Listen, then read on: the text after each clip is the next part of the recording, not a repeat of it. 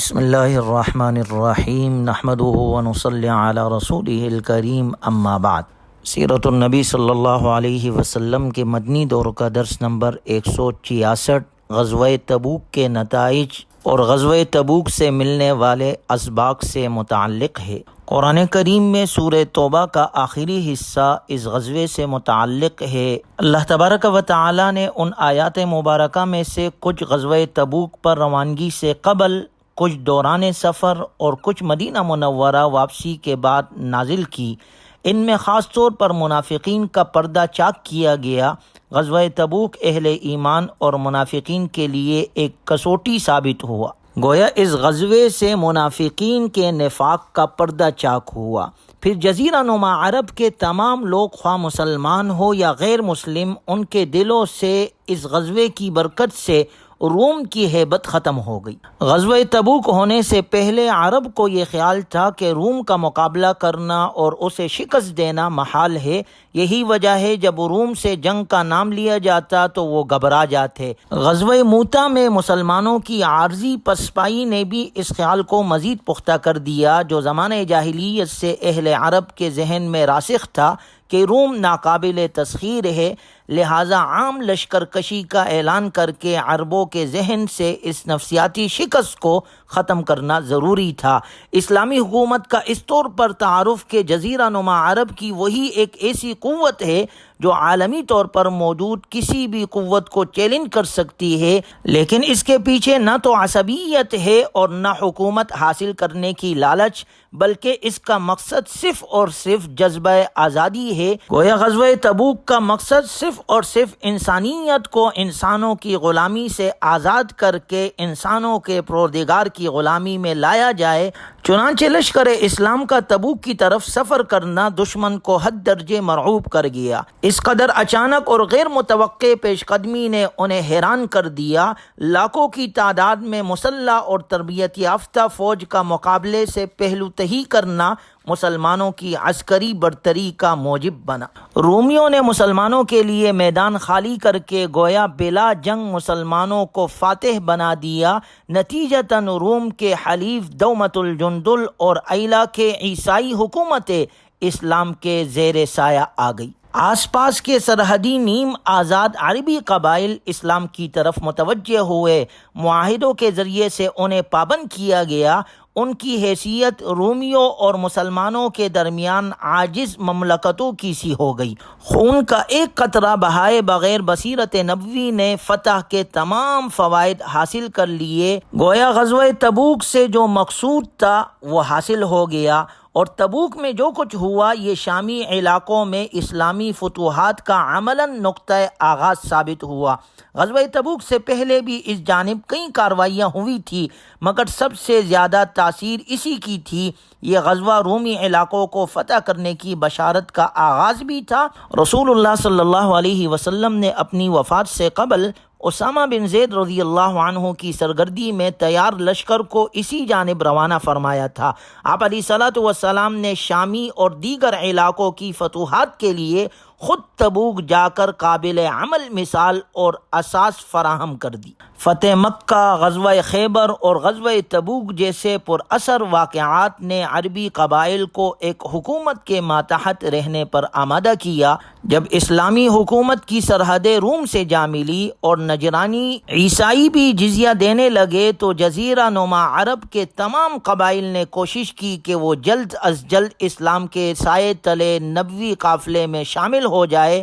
ان قبائل کے پاس اس کے علاوہ کوئی چارہ ہی نہ تھا۔ گویا بین الاقوامی سطح پر اسلام کی اشاعت کے دور کا آغاز ہوا، اور غزوہ تبوک کے بعد جزیرۃ العرب کے اطراف اور جوانب سے اس قدر وفود آنے لگے کہ سن 9 ہجری کو عام الوفود کا نام دیا گیا۔ اسی بابرکت غزوہ تبوک کے ساتھ غزوات النبی صلی اللہ علیہ وسلم کا سلسلہ اختتام پذیر ہوتا ہے، جن کی قیادت رسول اللہ صلی اللہ علیہ وسلم نے خود فرمائی۔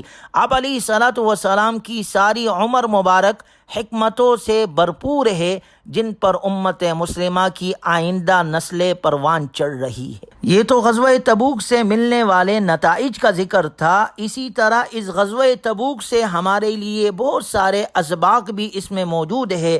پہلے نمبر پر غزوہ تبوک میں رسول اللہ صلی اللہ علیہ وسلم نے صاف بتا دیا تھا کہ ہم رومیوں سے لڑائی کے لیے تبوک جا رہے ہیں۔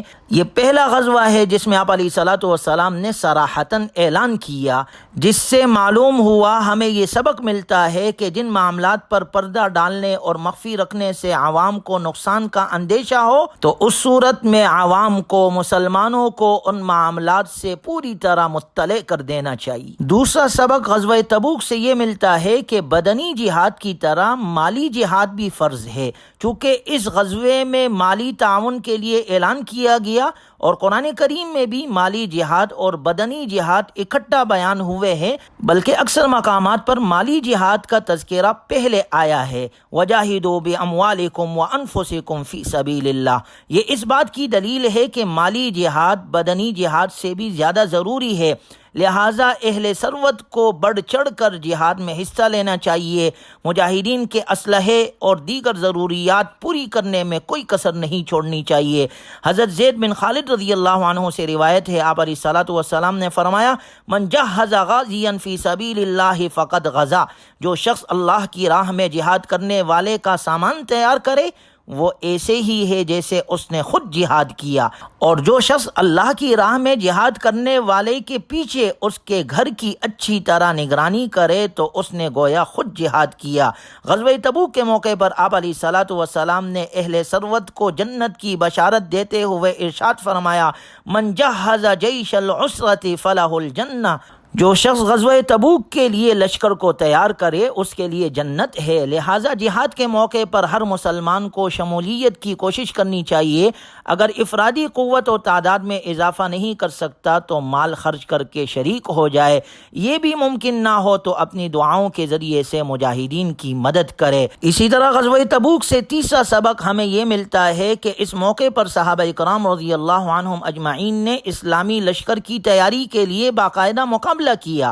حضرت عثمان غنی رضی اللہ عنہ نے سب سے زیادہ مال خرچ کر کے سبقت حاصل کی تو حضرت ابوبکر صدیق رضی اللہ عنہ نے اپنا کل مال خرچ کر کے مقابلہ جیت لیا۔ اس سے معلوم ہوا کہ نیکی کے کاموں میں مقابلہ کرنا اور بڑھ چڑھ کر حصہ لینا بڑا پسندیدہ عمل ہے۔ جس طرح ہم دنیا کی دوڑ میں آج کل ایک دوسرے سے آگے بڑھنے میں لگے ہوئے اور ایک دوسرے کے ساتھ مقابلہ کرتے ہیں، اسی طرح اللہ کو نیکی میں مقابلہ بڑا پسند ہے۔ قرآن کریم میں اللہ تبارک و تعالیٰ کا ارشاد مبارک ہے، وَسَارِعُوا إِلَىٰ مَغْفِرَةٍ مِّن رَّبِّكُمْ وَجَنَّةٍ عَرْضُهَا السَّمَاوَاتُ وَالْأَرْضُ اعدت للمتقین، اور اپنے رب کی بخشش اور اس جنت کی طرف دوڑو جس کی چوڑائی آسمان اور زمین کے برابر ہے، جو پرہیزگاروں کے لیے تیار کی گئی ہے۔ الذین ينفقون فی السراء والضراء والکاظمین الغیظ والعافین عن الناس واللہ یحب المحسنین۔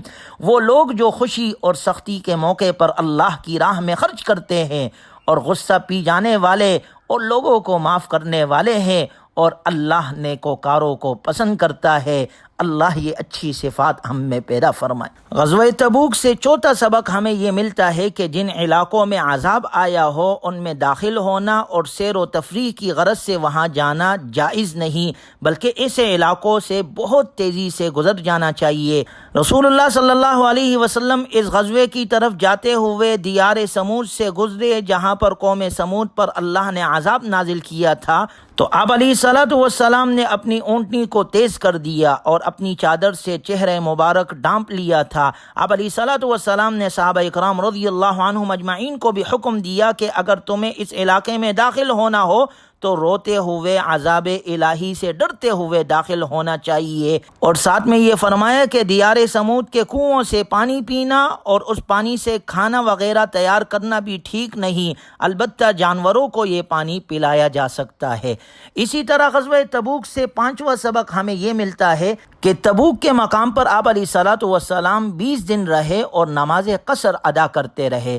مسافر جب تک کسی جگہ اقامت کی نیت نہ کرے وہ مسافر ہی رہتا ہے، چاہے وہ اس علاقے میں طویل عرصے تک رہے، اس کے لیے حکم یہی ہے کہ وہ نماز قصر ہی ادا کرے گا۔ غزوہ تبوک سے چھٹا سبق ہمیں یہ ملتا ہے کہ مردوں کو رات کے وقت دفن کرنا جائز ہے، جیسے کہ آپ علیہ الصلاۃ والسلام نے تبوک کے مقام پر حضرت عبداللہ ذوالبجادین رضی اللہ عنہ کو رات کے وقت دفن کیا۔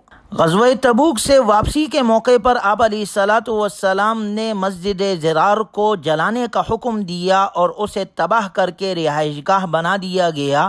یہ اس بات کی دلیل ہے کہ ایسی جگہ جو مسلمانوں میں تفریق پیدا کرنے اور انہیں نقصان پہنچانے کے لیے استعمال ہو رہی ہو یا منافقوں اور مشرکوں کا سازشی اڈا بن گیا ہو، تو ایسے مرکز کا صفایا کرنا بہت ضروری ہے۔ گویا اس سے ہمیں ساتواں سبق یہ ملتا ہے کہ ایسی جگہ جہاں مسلمانوں کے خلاف سازشیں کی جا رہی ہے، چاہے کہ اس کو مسجد کا نام ہی کیوں نہ دیا جائے، اسے ختم کیا جائے گا۔ امام اور حکمران کو چاہیے کہ ایسے مقامات کو جلا دے، گرانے اور ختم کرنے کا حکم جاری کرے۔ شرک و کفر کے اڈے، فسق و فجور کے مراکز اور شرعاً حرام چیزوں کی خرید و فروخت کے ٹھکانے تباہ کرنا اسلامی حکمران کی شرعی اور منصبی ذمہ داری ہے۔ غزوہ تبوک سے آٹھواں سبق ہمیں یہ ملتا ہے، جب کسی مسلمان کو نیکی کرنے اور اللہ کے تقرب کے حصول کا موقع میسر آئے تو اس سے اس کو فوراً فائدہ اٹھانا چاہیے۔ اس میں سستی اور تاخیر نیکی کے کام سے محرومی کا سبب بن سکتی ہے، کیونکہ انسانی عزائم اور ہمتیں ہمیشہ یکساں نہیں رہتی، لہٰذا اس سے قبل کہ ہمت جواب دے جائے اور عزم شکست کھا جائے، مسلمان کو نیکی کا کام کرنا چاہیے۔ یہ سوچنا کہ یہ کام آج کروں گا یا کل کر لوں گا نہایت مضر ہے۔ ایسے خیالات محرومی کی طرف لے جاتے ہیں۔ اللہ تبارک و تعالیٰ کا ارشاد مبارک ہے، یا ایھا الذین آمنوا استجیبوا للہ وللرسول اذا دعاکم لما یحییکم واعلموا ان اللہ یحول بین المرء وقلبہ وانہ الیہ تحشرون۔ اے ایمان والو، تم اللہ اور رسول اللہ صلی اللہ علیہ وسلم کا کہا مانو جب وہ تمہیں اس امر کے لیے بلائے جو تمہیں زندگی بخشتا ہے، اور تم جان لو کہ یقیناً اللہ تعالی بندے اور اس کے دل کے درمیان حائل ہو جاتا ہے۔ غزوہ تبوک سے نواں سبق ہمیں یہ ملتا ہے کہ سپہ سالار اور امام کو اپنے ساتھیوں کی نگہبانی بھی کرنی چاہیے، اور اگر ان سے کوئی خطا ہو جائے تو توبہ کی ترغیب دینی چاہیے۔ جس طرح غزوہ تبوک سے پیچھے رہ جانے والے کعب بن مالک، مرارہ بن ربیع اور ہلال بن امیہ رضی اللہ عنہم اجمعین کو آپ علیہ الصلاۃ والسلام نے توبے کے بارے میں فرمایا، اور اللہ نے ان کے بارے میں ذکر کیا، وعلی الثلاثة الذین خلفوا حتی اذا ضاقت علیہم الارض بما رحبت وضاقت علیہم انفسهم وظنوا ان لا ملجأ من اللہ الا الیہ ثم تاب علیہم لیتوبوا ان اللہ هو التواب الرحیم۔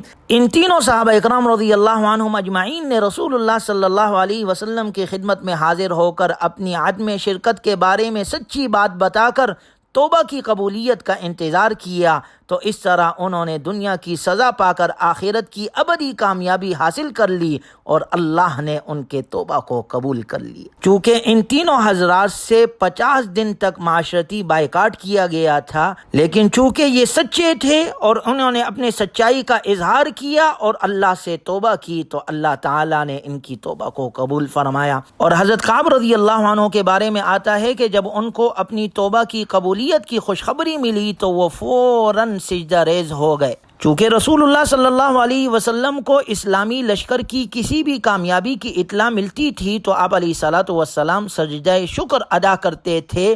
اسی طریقے کو صحابہ کرام رضی اللہ عنہم اجمعین نے بھی اپنایا تھا کہ جب انہیں کوئی نعمت حاصل ہوتی یا کوئی مشکل دور ہوتی تو وہ اللہ تعالیٰ کا شکر ادا کرنے کے لیے سجدہ کرتے تھے۔ گویا اس سے ہمیں بھی سبق ملتا ہے کہ جب ہمیں بھی دینی دنیاوی کوئی نعمت ملے یا کوئی پریشانی اللہ دور کر دے تو ہم اللہ کا شکر ادا کرنے کے لیے سجدہ شکر ادا کرنے والے ہو۔